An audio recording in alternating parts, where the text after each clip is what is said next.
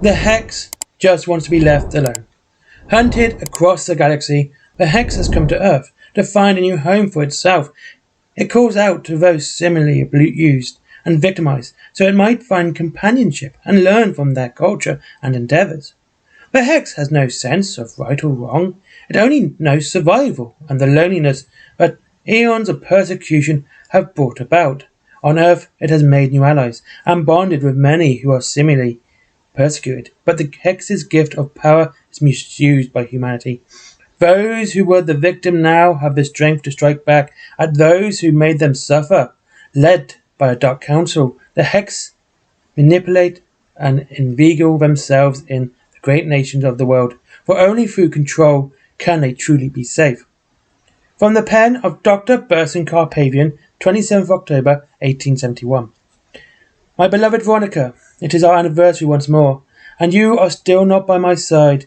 As I look back on the unfairness of our separation, I cannot help but feel compelled to write this narrative in the hope that you might understand the nature of the Faustian pact I have been forced to make. I hope that in reading it, you will understand what it has cost me, and what it may yet cost me still. It is said that life always finds a way to survive, whether that is at the bottom of the oceans, upon the highest mountain peaks, or lost in the midst of inhospitable, scorching deserts. I remember the Amis speculating that even in the coldness of the ether a flicker of life might be found, if they only knew the truth. Drive incoherent.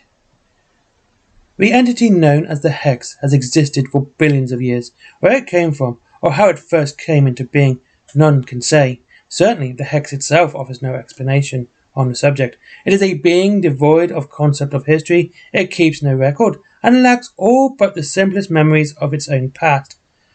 The Hex is the maxim of survival made manifest. It is barely aware, yet driven with a single-minded focus to survive at all costs. It is the quintessential fighter, an awareness of existence without an awareness of self, driven to continue to survive against all odds, no matter what opposition might rise up before it, no matter what the cost, though the cost is great indeed. Mind without thought. Beyond its unending drive to exist, the Hex lacks awareness, as most sentients would understand such things.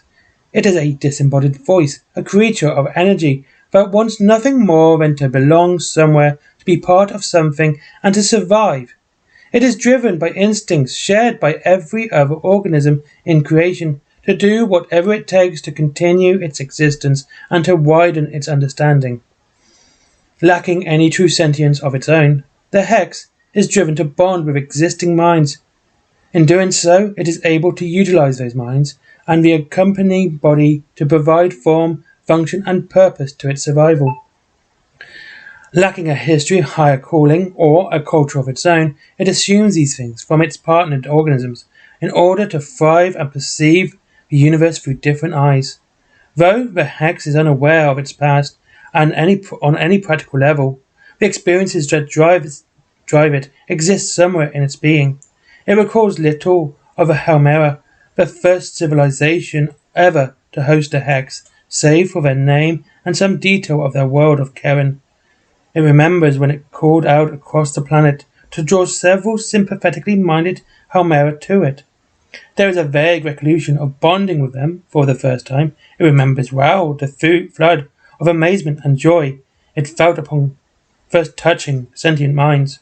Upon first looking at the universe through physical eyes, the Hex also remembers what happened next. The battle for survival. The Helmera were destroyed utterly, targeted by some force from beyond Keren. Far outside the Hex's own experience, the entire civilization was destroyed with a hatred it had never encountered before. First to die were those most closely related to the Hex. The entity had gifted vast stores of its own power to several of the Helmera, and these were the first to be destroyed. Then the Tenebrae seed, the crystalline geode, matrix through which the Hex interacted with the Helmera, was destroyed. The energy force at the core of her being was diminished, and the damage driven back out into deep space. The Hex does not really remember the Helmera, but it does remember that it is hunted. The Hex does not remember the Kapash either, or the Sindar, or the Halian nomads of the Red Planet. It has only the vaguest recollections of 17 attempts it has made to find a refuge. The attempts to find a partner in the vastness of space only to be thwarted yet again by the hunters and forced to flee. Each time the Hex has been driven from its adoptive world by the hunters as they reduce to a charred husk the natives that have offered the Hex the one thing it craves, a home. The seeds of survival. The hunters known as the Order are indefatigable. Driven by the need to survive against this ruthless threat, the Hex has developed all manner of defenses. Upon arriving at a new planet, called there by some instinct it could never understand, it divides itself into 6 equal tenebrae seeds. Each seed sinks into the crust of the planet, taking root far from prying eyes or population centers. In this way, it hides its power from those that might harm. At the site where each seed sets, massive quantities of biological matter are converted into Hex essence. This glowing crimson ooze first forms into crystalline shell around the tenebrae seed, giving it a physical form, and latterly creates a protective moat of viscous fluid hundreds of feet across. From this relative safety, each seed calls out to the sympathetic minds amongst the native populations, the outcasts, the pariahs, the cast-offs of civilization. The Hex is a simple consciousness, yet eternal. It knows nothing of the temptations of mortal creatures, the lengths to which they might go to obtain power, and the depths to which they might sink to keep it. Once these kindred spirits link with the seed, they can draw on a portion of its power and strength, which allows them to build a network of further allies and support. This way, those who are linked to each seed develop the influence in which the world necessary to protect themselves and the Hex as a whole.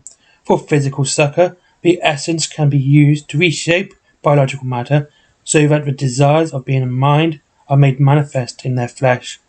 In exchange for this, the incredible power each seed shares its need for inclusion and understanding with those it brings into the fold, elevating them to positions of authority and eventually clandestine control over any local factions.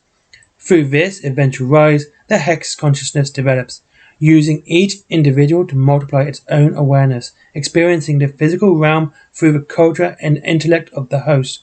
This process of influence and integration may take centuries, if not millennia, on a world to reach fruition.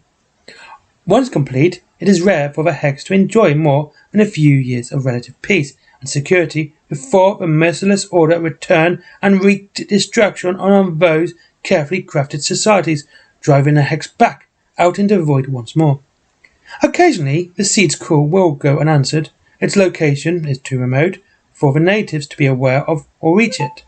By dividing into 6, it ensures even if 1 or 2 seeds go unfound, enough of the other seeds will make a connection to ensure its survival. The lost seeds can then be rediscovered by agents of the Hex later in the process of connecting with inhabitants. Each seed is linked to the others, and even if only one escapes the destruction of the world, the Hex will survive. On its long journey to a new home, the Hex will regenerate its missing substance until it is whole once again. The drive to Earth. The 17th attempt to create a home on the planet Shai was a true disaster. The emotional and spiritual connection between the Hex and the indigenous Cheyenne was particularly difficult. Perhaps due to their crystalline nature, true symbiosis with the Shine remained elusive even up to the moment of the dreaded Ordered arrival. This time, the Tenebrae seeds had been unable to create a sufficiently influential group of followers, and those that had aided it were quickly discovered and destroyed. The Hex was driven out. Vast portions of its essence burned away as the planet was scoured in stellar flame. The remaining awareness, insensate, and agony, and its usual unfocused emotive existence sought desperately for safety, drifting near the solar system of the red planet it had once fled from aeons ago. For the first time, the Hex found itself drawn back to the system it had visited before. Though the red planet had been lifeless for hundreds of millennia, its neighbour, a watery blue world, was home to an emerging race of sentience known as humanity. Not having recovered sufficiently enough, the Hex was only able to divide into 4 seeds, and fell to this new world in the hope that this might be its final home. The first landed in the northern hemisphere on an island known as Thera, while the second landed near the frozen north of Europe. The third seed fell far to the east in China, while the fourth landed to the south of steaming subtropical American swamplands that would in time become known as Florida. Though some 4,000 years before our present day, even then humanity was a diverse and complex species as the Hex would have ever encountered. While the first seed found a solid foothold amongst the people of Thera, the second found none amongst the warring tribes of northern Europe to link with. That second seed instead watched and waited until the emergence of the Roman Empire before it felt the humans were advanced enough to begin to establish life amongst its civilization there.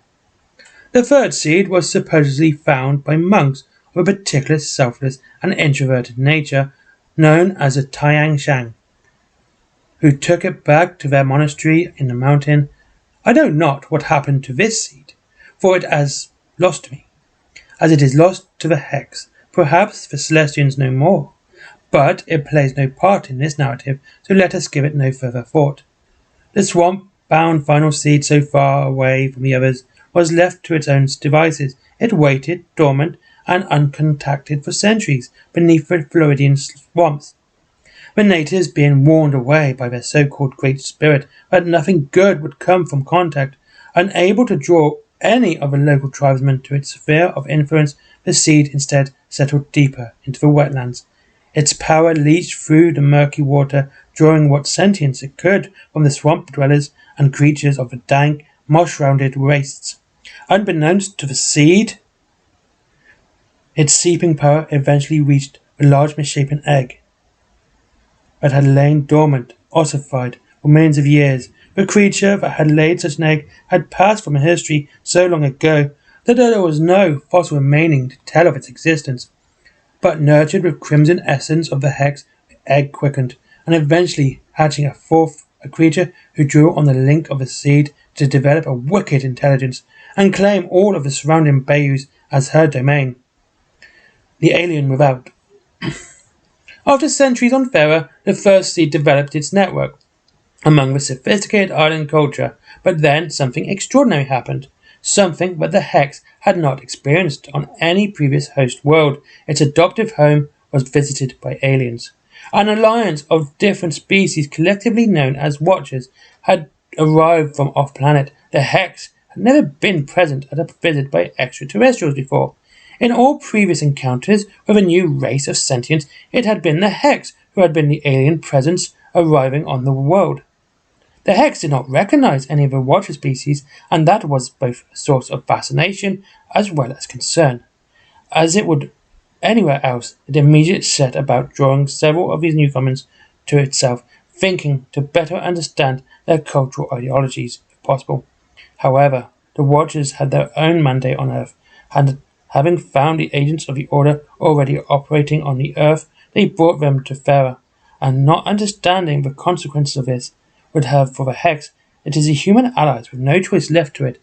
The Hex attacked, frantic to salvage what it could of a situation in response from these Watchers, was equally decisive, and the island of Thera was engulfed in a fiery cataclysm, burying the seed deep beneath countless tons of lava, stone, and seawater. Lost beneath the waves of what had to be called Mare Nostrum, the seed was beyond the reach of the planet's inhabitants, no matter the power that might be offered.